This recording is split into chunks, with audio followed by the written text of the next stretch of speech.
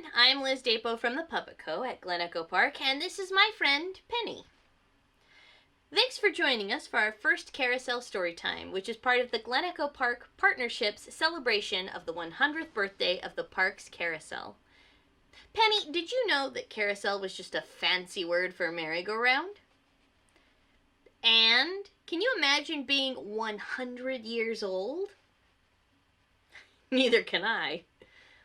Glen Echo Park is doing lots of fun stuff to celebrate the Carousel's birthday, and you can find out about everything on the park's website at glenechopark.org. We will have Carousel Family Days one Saturday each month, and you can join us on the first one on May 22nd. For Storytime, every month through September, we will read a wonderful Carousel story, so we hope you will join us for every one. You can find out more information through the link in our chat. We also have lots of fun stuff going on at the Puppet Co. too. You can find out more. There's a link in the chat, or you can go to www.thepuppetco.org. Glen Echo Park also has wonderful classes and summer camps for kids starting at age 4, and this year some of them are in person and at the park, and some of them are virtual on your computer. Find out about all of those activities through the link in the chat as well. Today, Penny will be reading A Carousel Tale by Elisa Kleven. It's about a little blue crocodile named Ernst who loves the carousel near his house, and his favorite carousel animal is the dog. Oh, and that reminds me that if you have a favorite animal from our carousel at Glen Echo Park, you can vote for the one you like best, and we will announce the winner at our special event on May 1st. You can vote right on our website, and the link is in the chat. Take it away, Penny. A Carousel Tale by Elisa Kleven. Ernst, a young blue crocodile, loved the carousel in the park. Every day he would say hello to the wooden animals. His favorite was the honey-colored dog. "You always ride the dog," said Ernst's big brother Saul one day. "Why do you like him so much?" "His coat is sunny," said Ernst, "and his eyes are bright, and his tail really wags." "It's not wagging," said Saul. "It's just loose. The carousel keeper should tighten it." "I like the way it wags," said Ernst.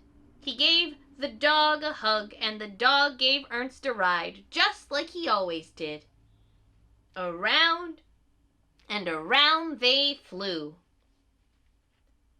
But the next day, when Ernst came to visit, the carousel was all covered up. "Where are the animals?" Ernst asked the carousel keeper. "They're safe inside that tent," she said. "Snug and dry for winter. Don't worry, Ernst. You'll see your dog again in spring." Ernst started home, kicking an old scrap of wood as he went. After a few kicks, he saw that it wasn't just any old scrap.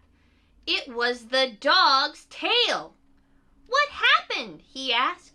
The tail just lay there like a big wooden question mark. Ernst hurried back to the carousel keeper. "Look! The dog lost his tail!" "Oh no," she said. "I must have knocked it off while I was working." "Can you put it back on?" asked Ernst. "Not now, I'm afraid. Everything's all sealed up." "But the dog needs his tail," said Ernst. "I have an idea," said the carousel keeper. "Why don't you keep the tail until the weather warms up again? Then we'll put it back on the dog." Ernst held the tail close. "I'll take good care of it," he promised.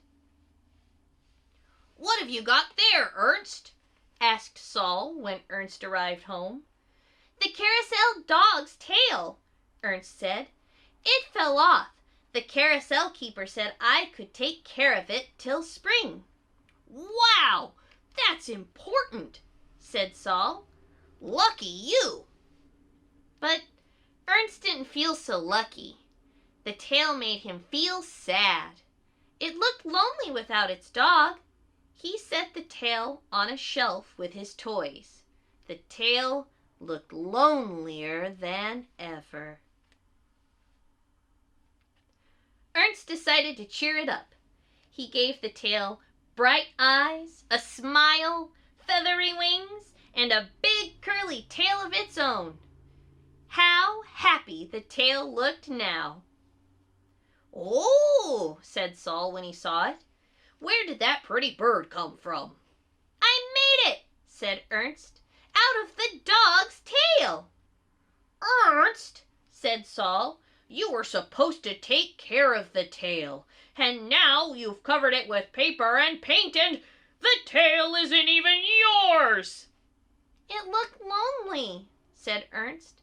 "I'll turn it back into a tail when the carousel opens up. I'll take off the feathers and wash off the paint." "You'd better," said Saul. Ernst patted his bird, glad that spring was a long way off. That night, Ernst made the bird its own little carousel.